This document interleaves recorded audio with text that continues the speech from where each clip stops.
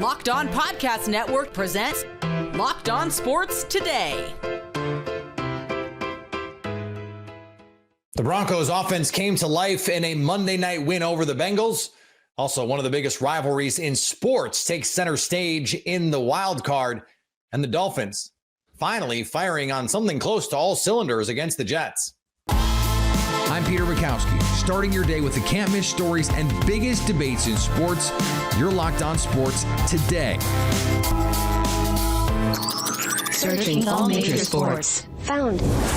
Let's start with the biggest story. The Denver Broncos were simply too much for the Cincinnati Bengals. Locked On Broncos host Cody Rourke and Sarah Bettinger broke down the Monday night win in Mile High. Bo Nix and the Broncos, after a performance that they had against the Chargers last week, man, did they need a bounce-back performance here in Week 4, and they did just that.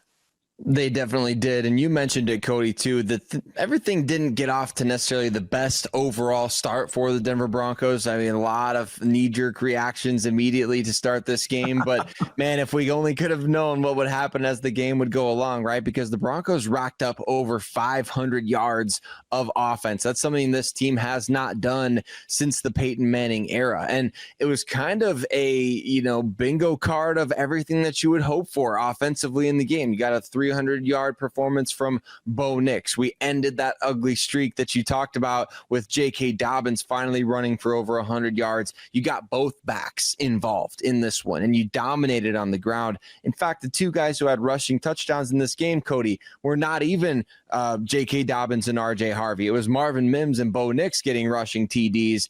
So you spread the wealth all over the place. You had no sacks for the offensive line and Bo Nix there working together. So when you kind of talk about it in terms of the overall broad picture of the game, it's pretty much everything that we've wanted to see from this Denver Broncos offensive unit. Third down efficiency, red zone efficiency, other than the one turnover, and then obviously, just productivity every single drive and on a per play basis. Really, really good stuff from the Broncos offensively in this one. Yeah, to go to your third down point, the Broncos were 8 of 14 on third down specifically. That was great. They had good efficiency, I think, on the early downs as well. They had a few situations where they'd have a big play. It got called back by penalties. We'll talk about that later as the week goes on. We don't want to sour a post-game report here with some of the negative stuff that necessarily stood out here. We're going to celebrate the victory here. But I love the ground game. Now, I will say I was a little frustrated that opening the second half, they didn't come out and try to run the ball necessarily right away. You had 3 passing attempts to 2 rushing attempts. I know I'm nitpicking here, but, between J.K. Dobbins and R.J. Harvey going into halftime, J.K. I think had 12 total carries and R.J. had 8 at that point, or the balance, it was pretty solid there and it was working. I mean, we even saw right before the 2-minute, the Broncos were able to move the ball downfield by running the football. The Bengals defense was gassed. And then Sean Payton got a little too cute and fancy in the red zone there on 4th and 2. Pound the rock inside. But the Broncos, they got the ball back, and Bo Nix, man, you talk about a bounce-back game for him. When he sets his feet, good things happen. I think we saw him more calm in the pocket here on Monday night. I don't think we saw him climb up and launch himself forward and oversell, to oversell passes the way that we saw in the first few weeks of the season.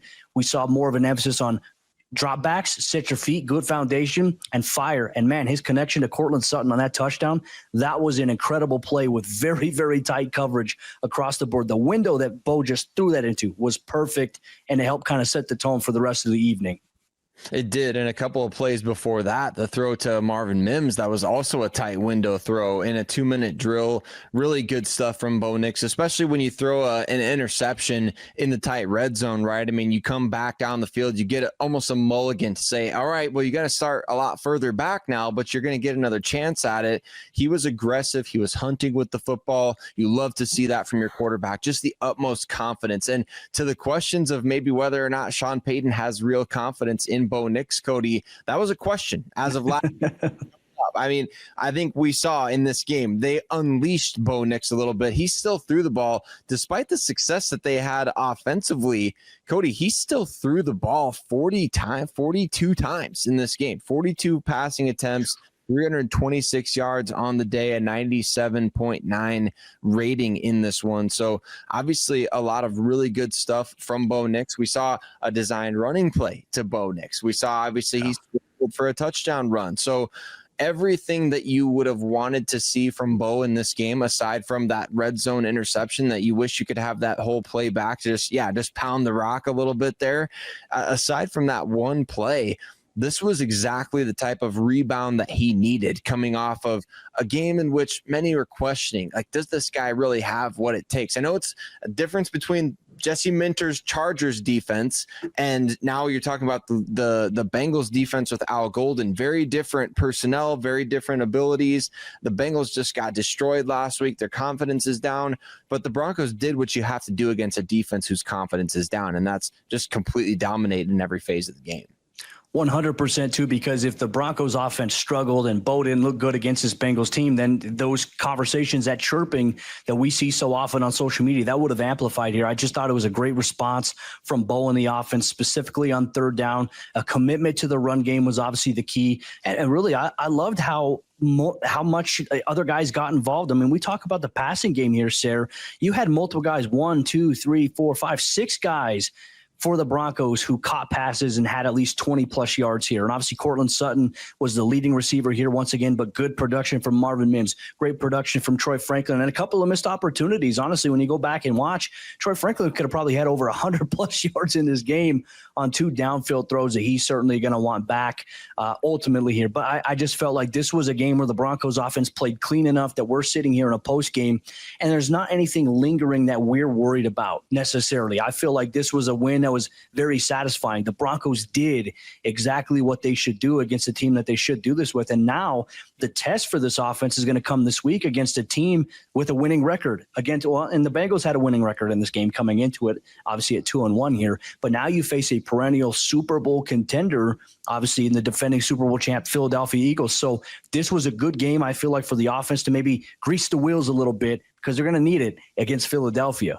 Stay up to date all year on the Denver Broncos by subscribing to Locked On Sports Today and Locked On Broncos on your favorite podcast app. You're Locked On Sports Today. Coming up, it's Sox-Yankees in the Major League Baseball wild card. Before we get to that, Malik Neighbors is done for the season. The NFL season is here, and FanDuel is making sure you're ready for the weekend with a can't-miss offer. Right now, new customers can bet just $5, and if your bet wins, you'll get $300 in bonus bets to use across the app. I love using FanDuel because it fits how I like to bet in the moment, whether it's a player prop, building a same-game parlay, or even jumping in live as the action unfolds. It's quick, easy, and the best way to add a little more energy to Sunday. So are you ready to play? Download the FanDuel app now by visiting FanDuel.com to get started. That's FanDuel.com to place your first $5 bet.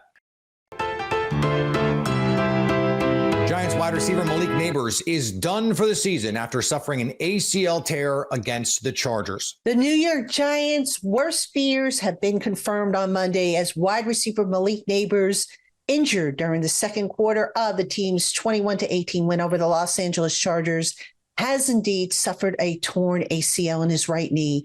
That means he will miss the rest of the 2025 season.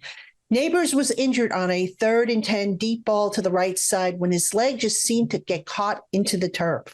He fell hard to the ground, clutching his right knee in the process, and then drew not only just the team's medical officials, but a host of teammates and coaches who had come over to check on him and help him onto a cart that took him back to the locker room for observation.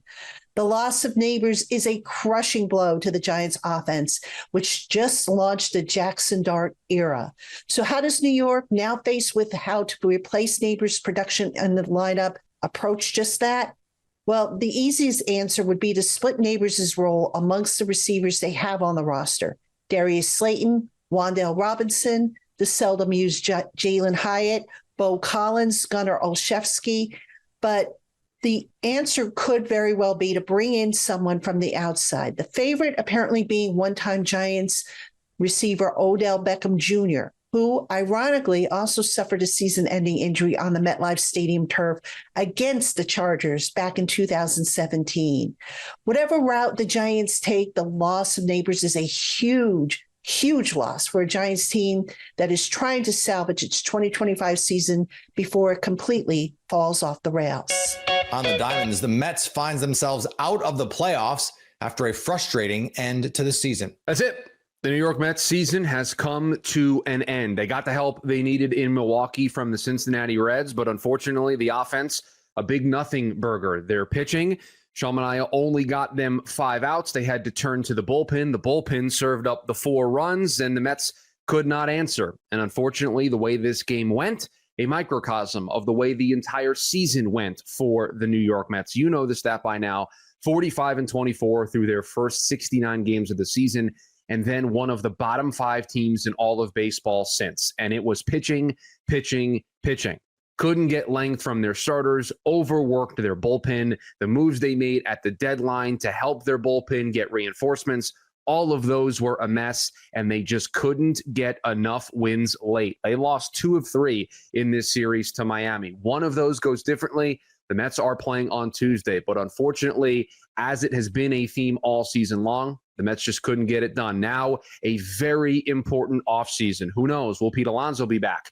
Will Edwin Diaz be back? What does the 2026 roster look like? I'm sure we'll continue to focus on that all throughout the rest of the year. As for the 2025 New York Mets, it's over. And amidst all the sketchy stuff surrounding Kawhi Leonard and the Clippers, our Locked On NBA hosts are wondering, does Kawhi provide any actual value as a teammate anymore? The theory of what Kawhi could have been is always going to be better than what Kawhi was actually able to do, because he just wasn't on the court enough. And it's a great story of what if there, right? But the Clippers clearly have to move on to a different place in their franchise. Everyone talks about like, well, Kawhi is just so great. What is it like? Okay, he was an elite defender from 2014 to 2017. Then he got hurt.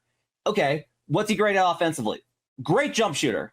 Amazing. Awesome. Really great. So legitimately, he's an incredible scorer. Is he a great playmaker? No. Is he a great screen center? No. How do you pair with him? Can you run pick and roll with him? Not really. He's just going to ISO.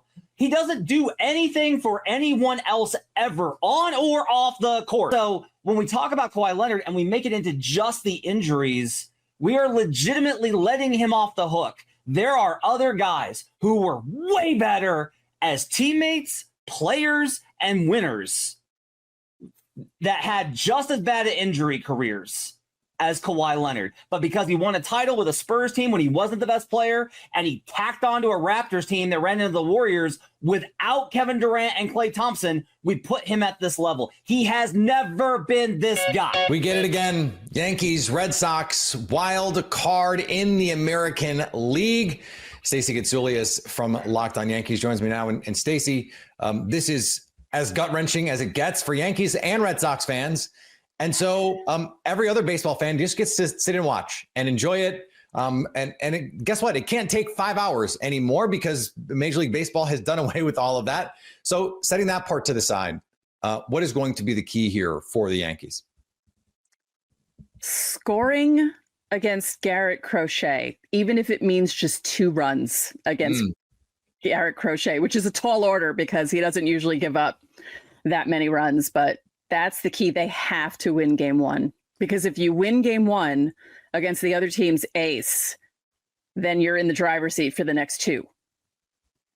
Okay, so if they're going to do that, I mean, is this like a small ball lineup? It is not. So how are they going to do that? Well, they're going to put Ahmed Rosario in there because apparently he hits Crochet well. They're not going to have Ben Rice in there because he doesn't hit lefties well. He's batting like 208 against lefties. So they're going to have guys who are traditionally good against guys like Garrett Crochet, even though he was really good against Garrett Crochet. So we'll see. I'm just hoping that maybe the Yankees take a bunch of first pitch strikes and make him pitch a little bit instead of trying to hit the ball right away, and try to get him out of the game by the 6th or 7th if you can. And then take your chances with the bullpen, and then you could bring other guys in possibly to hit in place of the guys that you don't normally see in the lineup, who will probably be in the lineup. It's going to be interesting to see what they roll out there. What do you think of the pitching matchup from the Yankees' perspective? Max Fried has been better than advertised. Finished with an ERA lower than 3, nearly had 20 wins, really stepped it up when they needed him to without Garrett Cole. Yeah. Even with Fried and Rodon, because Rodon, even though he had a good season in 2024, you weren't quite sure what you were going to get because you weren't sure if it was an every other year thing where he was going to repeat 2023 and 2025. And I think both of them stepped up, but Max Fried has been everything that the Yankees and their fans could have ever wanted out of their ace that they weren't expecting to be an ace. Now, familiarity, they say familiarity breeds contempt. I don't know that there's an advantage here. New York and Boston, 12-12 in the postseason. The Red Sox have won 8 of the last 9. We don't have to talk about 2004 in front of you, Stacey, but that, of course, is part of the legend here. Do you think there is an advantage one way or the other that these two clubs are so familiar with one another? I'm not sure because there's so many different players. I mean, even from the beginning of the season, Devers isn't there anymore. The Yankees had the advantage in the last series that they played against them. You know, the Yankees had that 12-game gauntlet against all the good teams, and they went 7-5, and they beat the Red Sox in that latest series, and it was in New York. They're in New York for this one. Yeah. It feels a little different this time, and it feels different because it's a 3-game series as opposed to a 1-game playoff like in 2021. So we'll see what happens. Yeah, wild card meeting in 2021. What do you think of this 3-game wild card format here, Stacey? I don't like it. No, it's funny. I prefer the wild card game when my team isn't in it because I think it's really exciting for fans of other teams to watch other fan bases freak out over a 1-game playoff, a game 7 winner takes all kind of thing, because they got rid of the game 163, which could have been between the Yankees and the Blue Jays on Monday, but Rob Manfred got rid of that. So that didn't work. Yeah, so here we are. And actually, I think, the Mets and the Reds could have also been in a 1-game playoff in a 163, and they got rid of it. I kind of wish the wild card was back to 1 game. I don't really like when the Yankees are in them, but I would prefer the 1 game. It just feels like too much. Are they going to make it to the point where there's half the league in the playoffs? Are they going to make it that much soon? Because there's already so many teams in the playoff, and with the extra rounds, it's a lot. Now, this is because of who's in it, of course, going to be a big story. How much do you think the outcome of this series, though, determines who's going to come out of the American League? I'm not sure, because I think all the teams in the American League, no matter what the records are, have an ability to beat each other in a series, no matter what the series is. I don't think there's a clear team, even though the Yankees and the Blue Jays both finished with 94 wins, and there are other teams that are a little bit lower than them. I feel like it's really even, and I don't think it really would determine who's going to go all the way through between those two teams. Stay up to date all year on the New York Yankees by subscribing to Locked On Sports Today and Locked On Yankees on YouTube or your favorite podcast app. Coming up, the Dolphins got their offense rolling against the Jets, but at what cost? Tua Tagovailoa and the Dolphins were able to find some consistency on offense after a dreadful start to the year. However, it came with a price. Locked On Dolphins host Kyle Krabs recaps Miami's win over the Jets despite losing Tyreek Hill to a gruesome injury. Yeah, I certainly think down the stretch, maybe a little bit of better execution in those last couple of possessions when you're trying to possess the ball and bleed clock and, take care of a lead. And I didn't really like, obviously, Achane had the fumble where he put the ball on the ground, and they were fortunate to jump back on that football. They were lucky. 2 fumbles tonight that they recovered for themselves. Yeah. So I think that's where you want to see better execution. But Dolphins ran the ball 31 times versus 25 pass attempts. And, that kind of the first 3 weeks, they were one of the higher neutral or pass rate over expectations. So when you kind of look at, hey, what's the score? What's the down and distance? Historically speaking, do teams pass in that situation or not? Miami had, under Mike McDaniel, really trended on the front line of that. And it's kind of come back down the last 2 weeks. And 31 rush attempts, they average 4 yards a carry. It kind of gets a little skewed there on that last possession where the Jets were flooding the box, and we just said, hey, we're going to take the clock all the way down. We really don't care if we pop one, great. So I like what they tried to do in that regard.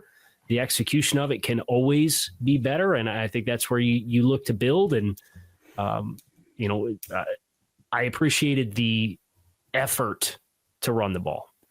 Yeah, Achane had 99 yards on the ground tonight, 123 as a team, 4 yards a carry for Miami, and Tua 17 of 25, 177, 2 touchdowns. Someone in the chat says they need to take screens out of the playbook, saying, fly a plane over the stadium, saying no more screen plays. But hey, sometimes that's a big part of their offense. I want to talk a little bit more about the offense before we switch gears, though, guys. And I think the biggest key in this game, and we'll get to the turning point later, but for me, it was right here. The Dolphins scored early in this game, right? They obviously got a field goal on the opening drive. Then they go all the way down the field, only to stall inside the 5 and settle for another field goal. But wait, they did not settle for the field goal, Kyle. When you're 0-3, 4th and goal from the 4, they go for it. I love the play calling tonight. I loved it last week, too, for the record. I love the way he mixed it up. I love that McDaniel going for it there and a big spot early in the game. I thought it energized the offense and set the tone.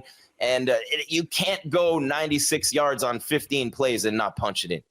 Yeah. And that whole sequence, it kind of reminded me of Baltimore in 2022 when they had the big comeback win and Baltimore was down on the doorstep and they fumbled. You thought you had a touchdown. They pulled it back out. They fumbled on a 4th down and Miami went all the way down the field. And it was that same swing where, hey, Jets are in the low red zone, maybe looking at taking the lead. Just kidding. Dolphins take over. And man, 96 yards, 8 minutes and 40 seconds time of possession. You had explosive plays to both receivers in there. And then, like you said, the attitude to say, hey, we got down here. What's the difference of a 3-point game versus a 6-point game where if we don't get it, at least they're backed up inside the 5, right? And I think the new kickoff rules are going to have a pretty big weight in that, where the difference is if we're going to make a one-score game, and it's now 30, 35 yards field position difference, we might as well go to make it a 2-score game regardless and play the possessions and the field position game. And I think that's what Miami kind of fueled that decision there for them. I liked it a lot. See, to me, that drive right there was big for the Dolphins. And here's why, because the Jets took their drive down, 11 out of 12 plays were runs. And they were sticking it to the defense, right? Defense on the field the whole time. They were going up tempo, so our guys were getting tired. If we'd have went 3 and out after that fumble, this game would be completely different.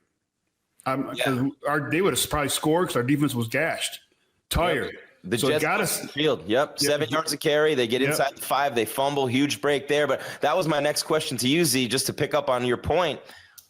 For this defense, much maligned and rightfully so. The first 3 games, they weren't any good, right? And you know this, Coach Weaver's your guy, and he's got a lot of pride. They got a lot of pride. So how great is that as a defensive player? Put that helmet back on for a second, Z. As a defensive player, you force the turnover after you kick the field goal, and then you go for it on 4th and goal, and you score, and you're up 10-0. For a defense that's been so maligned, that's been playing from behind all year long, how awesome is that feeling to be up 10-0, knowing you just forced a turnover? And they were opportunistic tonight. They still bent a lot. They still gave up a lot of yards, but they made big plays too. And finally, Ashton Jeanty bringing the Halloween a little early. The Raiders may have lost on Sunday, but rookie running back Ashton Jeanty stole the spotlight by going back to something that made him unique. After the Raiders coaching staff asked him to change his stance and play a little bit more traditionally, Jeanty returned to his trademark upright, hands at his sides, Michael Myers look in the backfield and promptly ran wild for 155 total yards and 3 touchdowns. The Raiders are 1-3, of course, but if Jeanty's horror movie stance really is here to stay, defenses may be in for some scary nights ahead. If you're catching this episode after hearing your favorite Locked On show, make sure to subscribe to Locked On Sports Today on YouTube or wherever you get episodes so you never miss an episode. Also, if you're a new subscriber to Locked On Sports Today, we're here for you with the biggest stories in sports every day. Coming up, the MLB postseason is finally upon us with some great wild card matchups getting underway tonight. So at least until tomorrow, stay locked on sports today. Locked On Podcast Network presents Locked On Sports Today. For more episodes of Locked On Sports Today, go to our video on demand. Click on Sports at the top of your screen. There, you'll find past episodes of Locked On Sports Today, plus other Locked On shows on demand.